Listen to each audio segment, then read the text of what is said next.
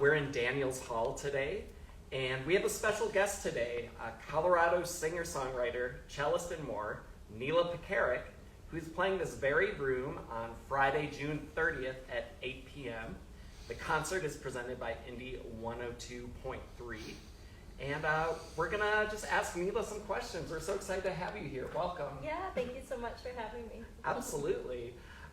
So a little bit about your concert. It'll be here on June 30th, and it's the release party for your Western Woman EP. Can you tell us a bit about the music on the EP? Yeah, so I'm kind of calling it like a companion piece to my 2019 release, Rattlesnake. Rattlesnake was commissioned by the Denver Center to become this big bona fide musical, which was so exciting, and we premiered it here in 2022. And in doing that, I had to write about a dozen new songs for the show, and so I picked 5 of those to put on an EP. Cool. But they're all kind of in that same Rattlesnake Kate story. Fantastic. So as you said, these complement Rattlesnake to further the story of Rattlesnake Kate. So I was curious, and especially getting maybe into that theatrical mindset, what's your relationship with Kate now compared to when you first started writing about her? And do you feel like you know her? Yeah, she's truly my muse, and I don't know, she was sort of this guiding light as I was going through a lot of really big changes, and in reading, letters she had written, I felt this sort of kinship with her, of kind of feeling a little bit misunderstood or unseen or unheard, and as I've sort of shifted in life a little bit, I think my relationship with her has changed a little bit, but I've always admired the way she was a kind of person that was unapologetically herself. She was really genuine to who she was, for better or for worse. And I kind of operate much more as like a people pleaser and very accommodating, and so I strive to be a bit more genuine and to like ask for what I need, and not feel like everything's gonna crumble if I do that. Yeah. No, that totally get that. So this is going to be your first concert since before the pandemic. I know you've been performing the theatrical show, but in terms of performing, music, kind of traditional concert, how does that feel?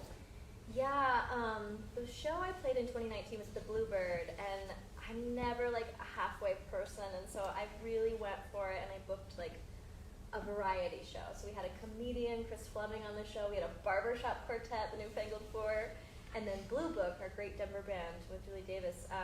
And so it took all of it out of me to do that show. And I was sort of joking, like, this is going to be my retirement because I'm just overwhelmed. And my friend Yawa, like, jokingly got me a happy retirement cake and brought it after the show. But then we had this, like, horrendous global plague where, like, we thought maybe we couldn't play live music again, or we didn't know when that would happen. So it really puts things into perspective, and I do feel really thrilled to play live music again and to have some new songs to share. Absolutely. No, thank you for sharing that. That's really poignant. Even here at Swallow Hill, when we closed down, I remember I would come in here once a week, and where we're sitting right now, all the chairs were gone and this room was empty. And so it's amazing to have folks like you back. We're so excited. So then you talked about the Bluebird concert in 2019. Could you tell us a little bit about what the setup will be at your show here in Daniels Hall? Are you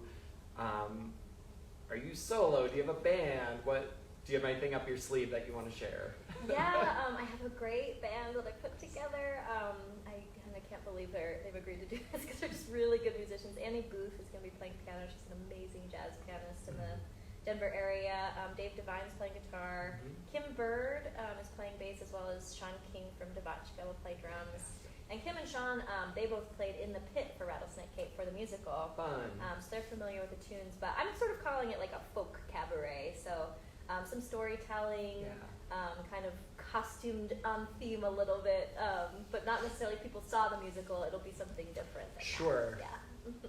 Sure. So then, not to talk too much about Kate, but do you think she'll keep showing up in your music, or?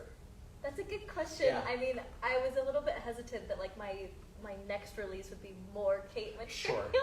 I will write songs not about Rattlesnake Kate someday, and I do have some sort of in the bank. But you know, and we didn't do a cast recording or anything of the Denver Center show, Okay. and so it felt like a good opportunity to also just keep the show kind of relevant. You know, we're hoping to get another production of it somewhere. Sure. That the Denver Center, is so lovely to put it on, but we hope it has another life somewhere. And so hopefully these songs will just keep it in people's minds, like, hey, we wrote this show. But yeah, I think Kate always stays with me a little bit, as Sure. I navigate some of these kind of courage and these tributes that she has, of being brave and being unapologetically herself. And I'm always striving to be more that way. Absolutely. Well, you talked a little bit about songwriting, and that was my next question. How have you evolved as a songwriter since you started working on Kate, and where are you now? Yeah, I mean, writing a musical is so different than writing for a record, and like every lyric has to be so intentional, and as you add creative team members, directors, and script writers and that kind of thing, you really have to almost like justify every lyric of like, this is why this is important. Whereas in pop music, you're writing catchy hooks and things like that, and Totally. you never sing a chorus 3 times if it's not furthering the plot in a musical. And so, Right. in that way, I've really thought about intentional songwriting though, and not necessarily modeling, everything that you do in a musical to pop music, but even in taking these songs that were written for the stage and then kind of going backwards, where it was like, oh, we can actually let this breathe a little bit, or we can have a guitar solo, or we can do the final chorus twice. So it's nice to like let go of some of that. But I do think the like intentional songwriting aspect has been helpful as I continue to write new songs. Okay. Yeah. No, that's fascinating. I love how all of those things can be distinct but also intertwined. And as you say, like maybe you start in one direction, then you learn to unwind it. Yeah, Yeah. they are sort of 2 different beasts. Well, they're related, but yeah. Kind of different brains. And I guess from the other side of that, understanding that they are intertwined, how did your musical performance experience inform your acting experience? And then what did you take from your acting experience to bring back more into a concert setting? Yeah, I mean, I felt a little bit out of my wheelhouse sometimes and really embracing that. But like, I was a theater kid, and I Sure. feel like being in this really nurturing environment, we were able to kind of play and try things. And like, I played a horse in the show, so I was. I'm glad you mentioned yes. that. Yeah. Some people were like, "You wrote a musical and cast yourself as the horse." That makes no sense, but there was something about the cello that felt kind of horsey, and Sure. Kate was the kind of person that didn't have a lot of friends, and so she writes like a lot about her horses by name, but you don't know any of her friends' names, and so we thought it was important to kind of include that. Every cowboy needs their noble steed, and so Brownie was the name of her favorite horse, and we brought her to life, and it was what they call kind of a princess role in the show. Like, I didn't have to dance. I was sort of a witness to the story, playing cello, and it was a less demanding role, I would say, than some of our other ones. But it was really kind of getting out of your comfort zone. And what I love about theater is that it's always for the greater good. And so you just have to put that aside. That like, even if you feel foolish, whatever's best for the show is the best thing, and kind of putting ego aside in that way. Sure. So I'm curious, you really picked up on this relationship with Kate and the horses, and that resonated with you. Do you have any pets? I do. I just... Yeah, Okay. I have a bunny rabbit. Oh. Her name's Barbara, and she's been with me for 9 years. She's 9 years old. Okay. I've had her since she was a baby, and she's my noble steed for sure. That's amazing. She's, all over the Instagram, so people can check her out. Okay. I love that. Yeah. And then I guess keeping with music, a lot of people may have first known you as a cellist, but you're also a dynamic vocalist and piano player. What is something musical about you that your fans might not be aware of? Oh, that's so nice to say.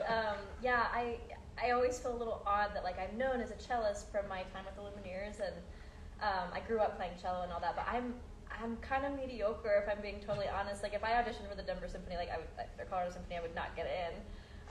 It works for like a band setting. Sure. But I've worked a lot honing the craft of my vocal skills, and piano sort of as a necessity. Like I always write on piano, and I've gotten much better. And especially with my time with Lumineers, it was kind of out of necessity that there were 3 of us, and so we were all kind of like jumping to You would instruments that we weren't. find what role you needed to fit in that. Again, sort of for the greater good. Totally.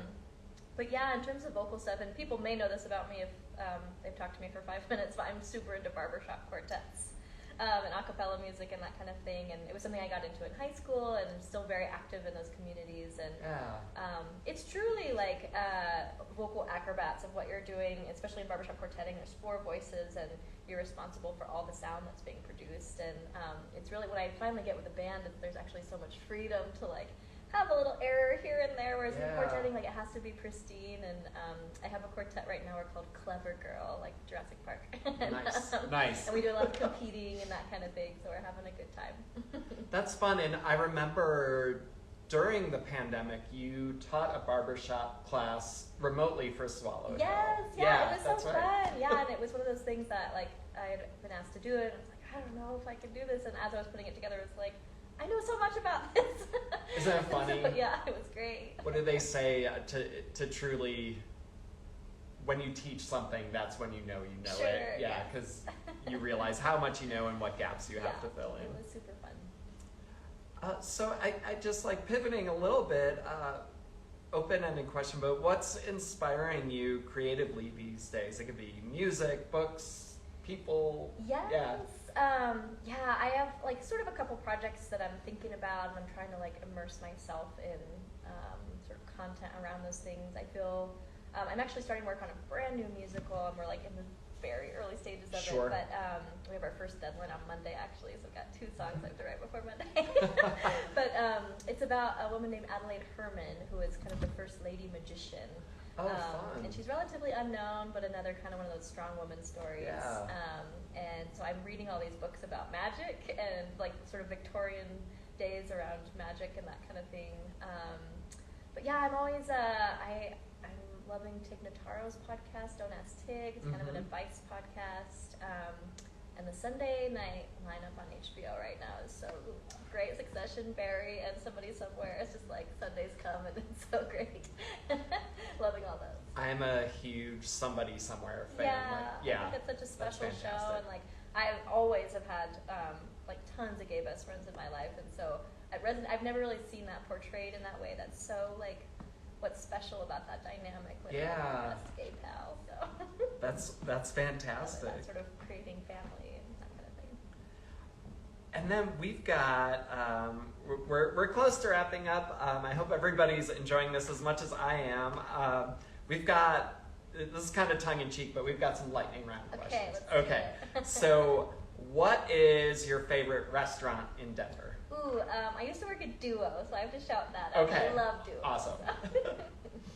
Okay, this comes from our digital marketing manager, Daniel.